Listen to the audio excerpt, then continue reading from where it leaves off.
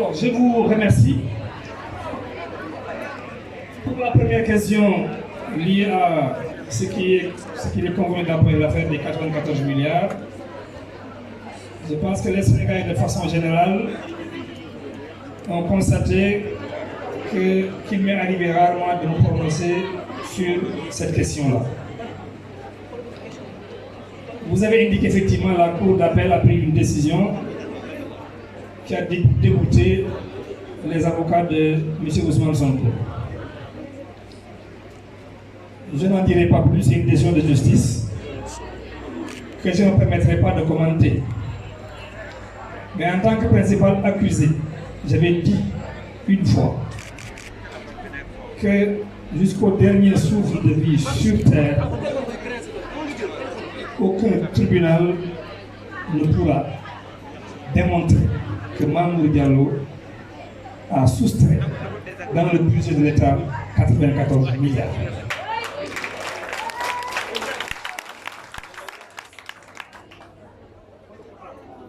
S'agissant maintenant de ce monsieur que vous venez de citer, moi je lui conseillerais plutôt de se concentrer sur ces affaires qui le poursuivent et qui intéressent les Sénégalais au premier point. Parce que pour la première fois dans l'histoire politique de ce pays, un candidat à la magistrature suprême a été accusé de faits aussi graves que le viol par une jeune fille d'une vingtaine d'années à peine. Je pense qu'il serait mieux, de mon point de vue, d'aller répondre au tribunal, d'éviter le dilatoire, d'éviter de faire des sorties intempestives, sorties auxquelles les Sénégalais sont aujourd'hui lassés, parce qu'ils ne mobilisent plus, les Sénégalais ne l'écoutent plus. Je pense, si j'ai un conseil à lui donner, ce serait bien celui-là. Et je dois dire que les Sénégalais n'accepteront jamais d'élire à la tête de ce pays un homme politique qui a été accusé de faits aussi graves. Et vous verrez dans les prochaines semaines, et même au sein de son parti, le PASTEF, dans lequel parti, mais j'ai beaucoup d'amis, même si on ne partage pas la même vision politique, mais j'ai quand même beaucoup d'amis et d'intellectuels dans ce parti-là, qui sont des intellectuels de valeur. Mais je suis sûr que dans les prochaines semaines, vous assisterez à des défections massives dans ce parti de PASTEF, parce que ces hommes de valeur n'accepteront pas d'être dirigés, d'être commandés par ce monsieur. Je vous remercie. Sur la deuxième question, effectivement, j'ai toujours été interpellé sur mes intentions politiques au niveau de la ville de Louga, ma chère ville. Une ville qui m'a vu naître et qui m'a tout donné. Mais comme vous le savez, il y a toujours un temps pour parler et un temps pour se taire. Et je pense qu'aujourd'hui, effectivement, il est temps que je m'exprime. La question de la candidature de Mamour Diallo à la mairie de Louga est devenue, de mon point de vue, quelqu'un l'a dit, une demande sociale. Partout où je passe, effectivement, les Lougatois s'interrogent sur ma candidature.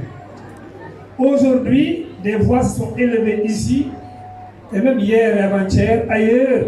pour réclamer cette candidature-là. Et je vous dis, mesdames, messieurs, que ce jour, 14 juillet 2021, je déclare solennellement ma candidature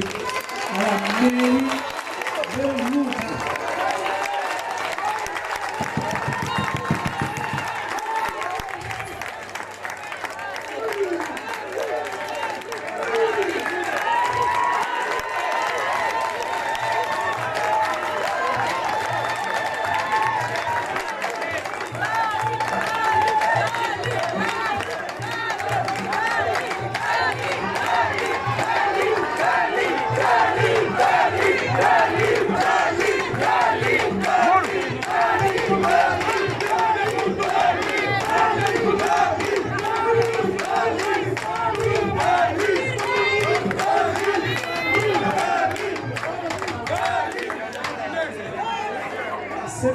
décision mûrement réfléchie et guidée simplement par ma volonté. J'ai dit de rendre au Louga ce qu'ils m'ont donné. Mais deuxièmement, vous avez tous convenu avec moi que Louga vit une situation catastrophique pendant ces 7 dernières années. Nous n'avons pas une équipe municipale digne de ce nom. Nous n'avons pas un maire qui a une vision claire pour cette ville de Louga. C'est pourquoi nous avons décidé de porter notre candidature. Et dans les prochains jours, je dis bien dans les prochains jours, nous organiserons une grande rencontre où nous déclinerons notre programme, lequel programme va être partagé avec toutes les filles et tous les fils de Louga, de quelque obédience qu'ils se situent. C'est pourquoi je n'en dirai pas plus, par respect à mes alliés et à mes futurs alliés qui viendront rejoindre la grande coalition que nous mettrons en place. ci wolof laaj nga ba léegi tribunal démb jël nañ benn décision pour daaneel avocat wu Ousmane Sonko ci coow loolu ñuy wax coowu 94 milliards te mu ne maa ko jël. maa ngi sant yàlla bu baax ndax nag jullit moom dafa war a sant yàlla bu baax a baax ala kulli xaal di sant samay waajur yi ma yar jàngal ma loxo bu set jàngal ma ay valeur yoo xam ni ñun xamuñu sàcc xaalis waxuma laa sàcc 94 milliards.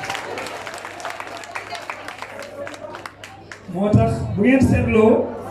sama kàddu bari wu ci woon mosu cee wax mosu cee bari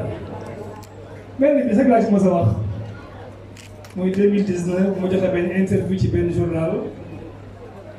ne leen kii di ma wax ni dama sàcc 94 milliards dama bëgg ngeen xam ni c'est un caïd assoiffé d'argent xam nga dafa fàttali ngeen loolu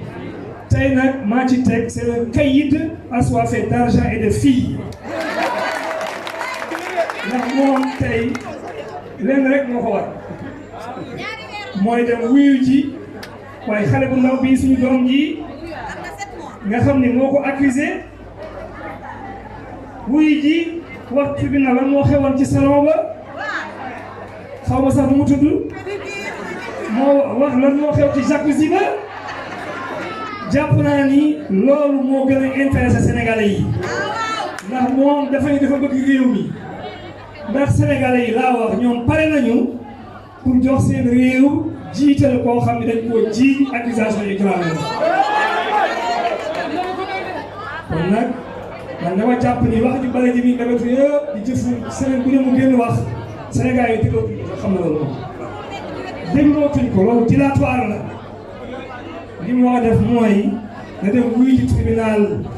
jàkkaarloo xale bi ñoom ñaar la woon man xaw ma yéen xamu leen waaye nag nañ dem jàkkaarloo xale bi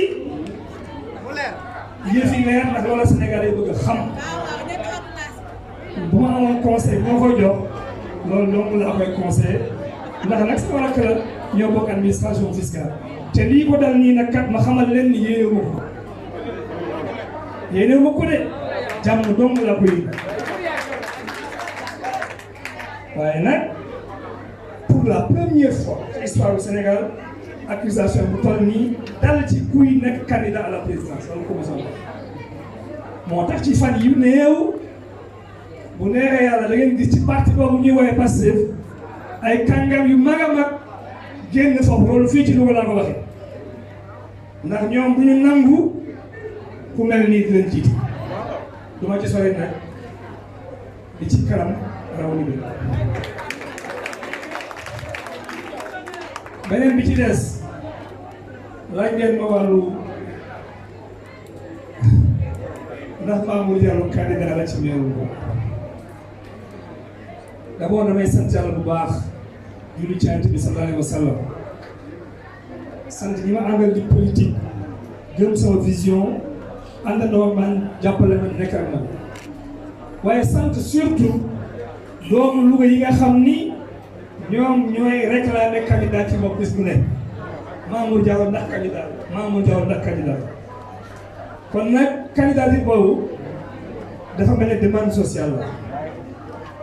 ah waxtu wax nag dafa am ak waxtu noppi jàpp nañ ni jot na ndax wax nañ date bi Assemblée nationale voté na loi bi son excellence le président de la République dana ko promulgué ci fan yu néew kon nag dama bëgg waa Louga xam ni seen doom Mamadou Mamour Diallo mu ngi tàllal loxo nekk candidat ci mairie bi àndandoo ñi ma war a àndal ngir régler problème mu askan wi candidature boobu ñaar rek moo ko waral di jiitu mooy delloo waa Louga liñ ma joxoon ndax nag man jànguma ci benn école privée sama baay daara la ma dugal ma jàng ba yeggal ñu pare ma ñu dugal ma ci école publique kenn fayeelu ma lépp lu ma am état du Sénégal moo ko defal ak Louga gii ma dëkk ma war a fi seen xam nga tax kon nag du ma seetaan Louga ñu xamul mënuñu bawuñu di ko yàq li ci des nag mooy loolu xam ngeen ni dëkk bi amul amee amul taxawu te wax naa leen barki démb ne leen moom mi nga xam ni moom la ñu dénk dëkk bi na dañ ko dénk dëkk buñ la ko dénkee da nga war a góorgóorlu def ca la nga ca man wala boog balaa ngay waxaat naan candidat la wala ngay laajal baatu askan wi nga jàkkaarloo waat ak askan wi ne man lii laa fi def nga def sa bilan nga jàkkaarloo ak askan wi ne leen at mu jot votal ngeen ma 1,3 milliard ci seen xaalis yéen a ko moom jox ngeen ma ko ci seen budget tabax naa ci lycée defar naa ci lii ak lii def naa ci ay tali ak ay am na ku ma bind léegi ne ma case de santé tabaxuñ ko ci biir dëkk bi ci septembre am na ku ma wax loolu kon nag loolu moo waral suñu candidature waaye ci fan yu néew bu neexee yàlla danañu woote waa ndaje mu mag moo xam ni alliés yi ñuy àndal tey nekk ci ay parti politique nekk ci ay mouvement politique te ñu wax ak ñoom ba tënk ak ñi nga xam ne ñi ngi waaj a ñëw te ñu ci bari doon xaar sama déclaration tey danañ def ndaje bu mag génnee suñu programme jébbal ko waa Louga ñu xam ne lii la ñu bëgg defar Louga fii la ñu bëgg ëllëgu Louga mel noonu kon nag baal ma doo ci mën a sori maa ngi sant ñëpp di gërëm ñëpp jërë ngeen jëf merci